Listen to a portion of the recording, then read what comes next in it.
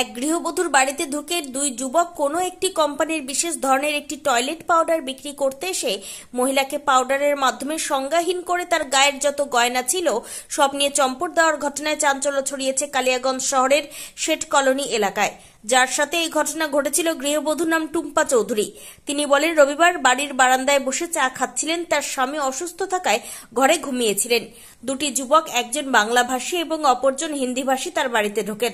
তারা এসে বলে, একটি কোম্পানি থেকে তারা এসেছেন নতুন ধরনের একটি টয়লেট পাউডার নিয়ে, যা টয়লেটকে অত্যন্ত পরিষ্কার পরিচ্ছন্ন রাখে বলে। পাউডারটি গৃহবধূর হাতে দেবার নিমেষের মধ্যেই টুম্পা দেবী সংজ্ঞাহীন হয়ে পড়েন। সেই ফাঁকে তার গায়ে যত যাবতীয় গয়না ছিল দুই যুবক তা নিয়ে চম্পট দেয়, যার মধ্যে ছিল হাতের আঙ্গুলে 3টি সোনার আংটি, একটি পলা বাঁধানো চুড়ি এবং গলার একটি চেন। টুম্পা দেবী জানান, মোটামুটি তার যখন একটু জ্ঞান ফেরে তখন সব শেষ। টুম্পা দেবী বলেন, তিনি এইসব নেবেন না বারবার বললেও তার হাতে পাউডারের প্যাকেট দেবার সাথে সাথে তিনি সংজ্ঞাহীন হয়ে যান। সংজ্ঞা ফেরার পর চিৎকার চেঁচামেচি শোনার পর আশপাশের বাড়ির অনেকেই টুম্পা দেবীর বাড়িতে আসেন। মুখে একটাই কথা, আমার সব গহনা নিয়ে গেল, সব গহনা নিয়ে গেল।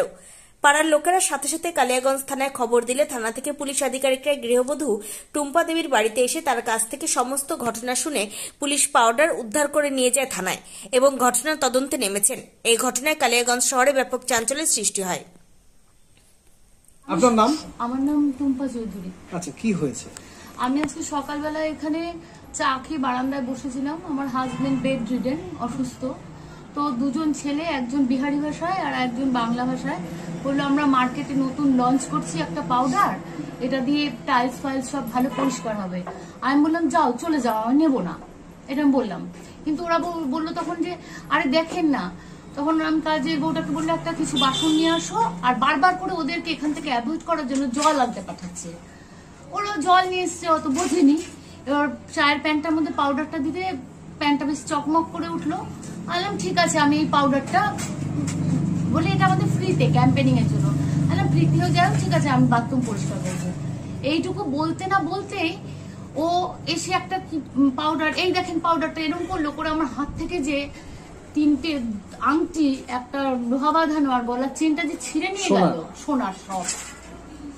আপনি অজ্ঞান হয়ে গেছিলেন তখন? না, আমি অজ্ঞান হইনি, কিন্তু আমার মাথাটা কেমন ভার হয়ে গেল, নাক টাক গুলো কেমন যেন মানে, আর গলার ভেতর থেকে কোনো কিছুক্ষণ আমার আওয়াজ বেরোচ্ছে না। আমি কাউকে যে ডাকবো সেটাও ডাকতে পারছি না। আপনি কি থানায় অভিযোগ করেছেন? হ্যাঁ, থানায় অভিযোগ করেছি। টাউন বাবু এসেছিলেন, দেখে গেছে।